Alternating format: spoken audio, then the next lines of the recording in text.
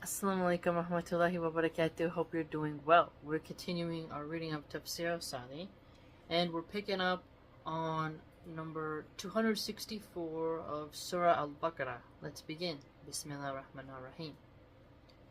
O you who believe, do not nullify your acts of charity with reminders and hurtful words, like the one who spends his wealth to show off before people, but believes neither in Allah nor in the last day. His likeness is that of smooth rock, on which there is little soil. When heavy rain falls, it leaves it completely bare. They will gain nothing from their efforts, and Allah does not guide the disbelieving people. Okay. Here Allah forbids His slaves, out of kindness and mercy towards them, to nullify their charity with hurtful reminders. So, we're forbidden to nullify our charity with hurtful reminders. This shows us that hurtful reminders nullify charity and may be taken as evidence that bad deeds nullify good deeds, as Allah says elsewhere, and do not speak loudly to him, the Prophet, as you speak loudly to one another, lest your deeds come to nothing without you realizing it. Al-Hujurat 49:2. So, hurtful reminders nullify charity. Just as good deeds erase bad deeds nullify preceding good deeds. This verse, along with the verse, O you who believe, obey Allah and obey the Messenger, and do not let your deeds go in vain. Muhammad 47:33. So, it's clear then that we have to be constantly hoping to keep our scales in check. Man, I made a good whole leaf chamomile tea with that brown sugar vanilla extract syrup that I made with milk from grass-fed cows, iced. It's really good, mashallah. So, there's mercy when you have done something bad and you can do something good. The scary part is when you've done a bunch of good deeds and then you slip up and fall into bad deeds. So when we hear that Allah is swift in accounting, we're wondering if our record will be presented to us in our right hand or our left hand on Judgment Day. Encourage us to perfect our deeds and perfect them from anything that may nullify them, lest the deeds go to waste. So don't waste our good deeds. Watch out for anything that nullifies them. Perfect our deeds. Like the one who spends his wealth to show off before people, but believes neither in Allah nor in the last day. That is, even though you may initially be doing it for the sake of Allah, reminders and hurtful words render your deeds invalid. Thus your deeds become like those of the one who does a thing in order to show off to people, and he is not seeking Allah and the hereafter thereby. So one who does something in order to show off. The deeds of such a person are undoubtedly rejected from the outset, because a condition of deeds being acceptable is that they should be for the sake of Allah alone. So, when we're doing something, we have to think about, are we doing it for the sake of Allah alone? And to remember that's a condition for it to be accepted. This person is in fact doing things for people, not for Allah. So, his deeds are invalid, and his efforts are not appreciated. The exact likeness of such a person is that of a smooth rock, of which there is little soil. When heavy rain falls, it leaves it completely bare. That is, with no soil on it. This is the situation of the show-off. His heart is as hard as a rock, and his charity and other deeds are like the soil on the rock. If an ignorant person sees it as it is, he thinks that it is fertile land where plants could grow.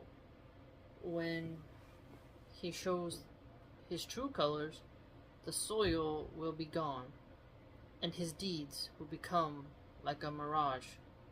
His heart is like a rock that is not suitable for cultivation. Rather, his showing off and evil intentions prevent him from benefiting from any of his deeds. So, showing off and evil intentions. If you have evil intentions, you're not going to benefit from your deeds. Hence, they will gain nothing from their efforts, that is, from the deeds that they did, because their intentions were inappropriate, and they did these for people like themselves who do not have the power to cause them any harm or bring them any benefit. If they turned away from worshiping the one of whom worship could be of benefit. So Allah turned their hearts away from guidance. Hence he says, and Allah does not guide the disbelieving people. Okay, so from that one, we learned hurtful reminders nullify charity. Bad deeds can wipe out good deeds, and good deeds can wipe out bad deeds. We are encouraged to perfect our deeds and to protect them from anything that can nullify them. We want to have a good accounting on Judgment Day, so we don't want our deeds to go to waste. Don't do things in order to show off to the people, but rather do something that's seeking Allah's pleasure in the hereafter thereby. Excuse me. Because the condition of deeds being accepted is that they have to be for the sake of Allah alone. MashaAllah. Tabarakallah.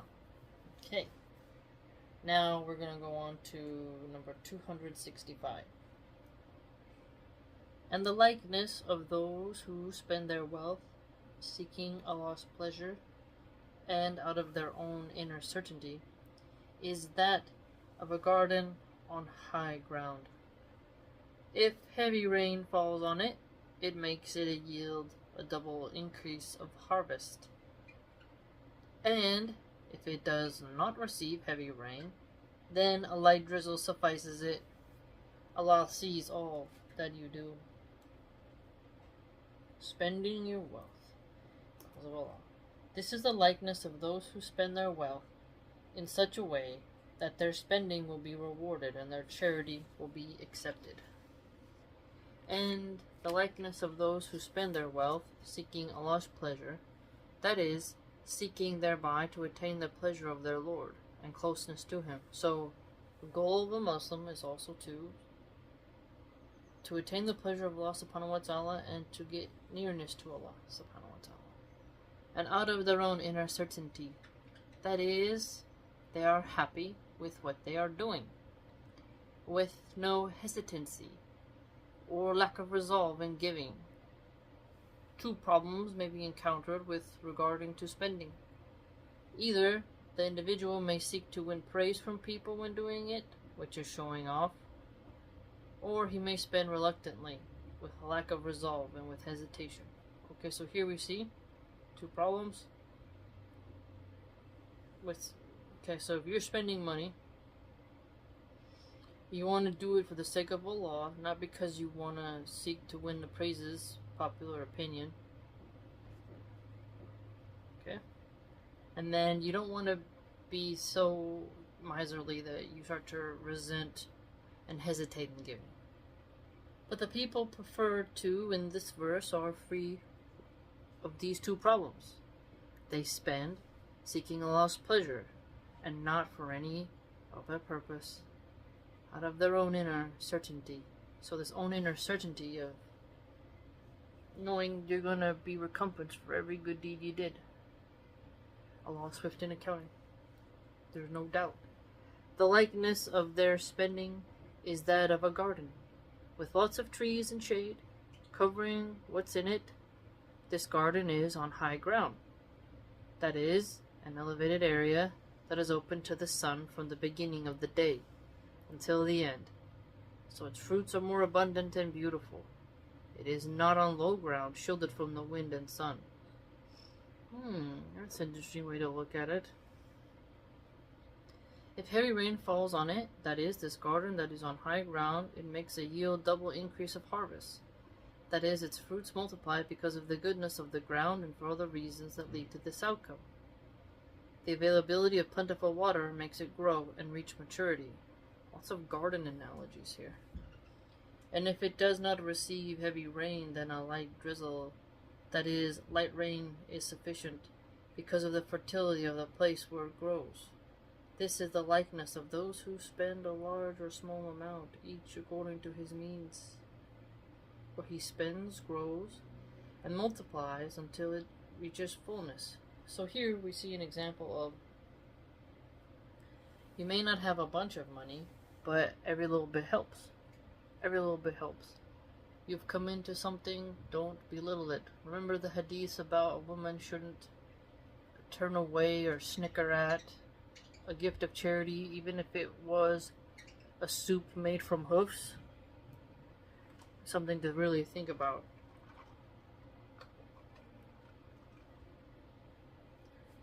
The one who causes it to grow is more merciful to you than you are to yourself. He who cares about you when you are not paying attention. If it so happened that such a garden existed in this world, the people would rush to acquire it, and there would be great competition for it, which would lead to conflict. Even though this world is transient and will end, and it is the realm of hardship, stress, and problems. I've been thinking about that a lot. Earth is the realm of hardship, stress, and problems. Ain't that the truth? That's why when people attack Islam, they're like, oh, they're suffering on the planet. Okay, even in atheism, you remove God, okay, there's still going to be suffering. And then you're going to get that Darwinian survival of the fittest type of attitude. Might makes right. Whoever spreads their genes wins. It is as if the believer can see through the lens of his faith this reward that Allah mentions, eternal and everlasting, with all kinds of joy and happiness.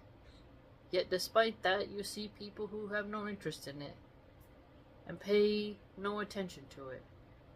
Do you think that this is due to a lack of interest in the hereafter and its delights, or is it the result of weak faith in Allah and lack of hope of attaining His reward? Lack of interest, weak faith, lack of hope. So this sounds a lot like doubts, right?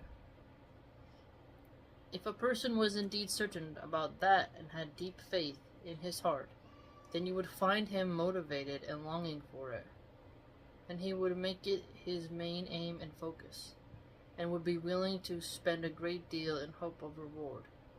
Hence, Allah Azza wa Jal says, Allah sees all that you do, and He sees the deeds that each person does, and the motivation for those deeds, and He will requite them in full. Exactly, and that's something that can make you fearful or make you hopeful. So, when you're doing good deeds for your children, Allah sees that. You're doing bad deeds, He sees it. You fix your own problems in terms of your personality or something like that because of how it affects others. You're doing a good deed. No one really knows it, but you do it. And that's going to be something you'll be requited for on Judgment Day. So perfecting your deeds, purifying your intentions,